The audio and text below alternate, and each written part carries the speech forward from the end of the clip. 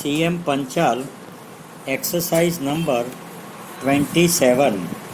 It is not only in respect of fertilizers and cement that it is necessary now to direct the energies of the private sector into fields which have high priority from the point of view of the national economy as a whole.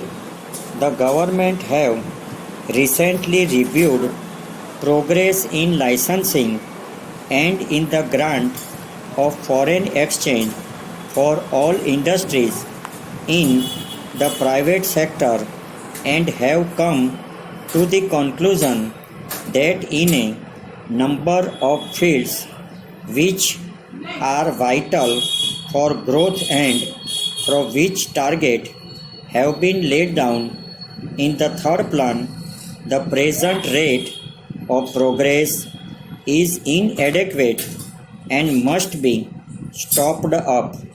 It has therefore been decided that in future licenses for industries in the private sector should be issued strictly in accordance with a scheme of priorities which has been drawn up.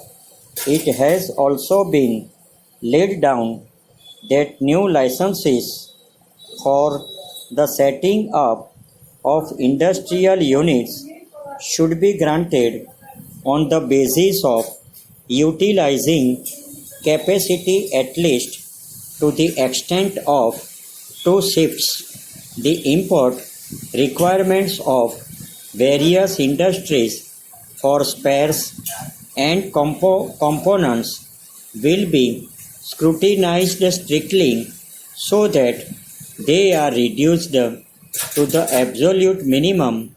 A technical panel is being set up to make early recommendations for import substitution over a wide range of industries, especially in relations to maintenance requirements.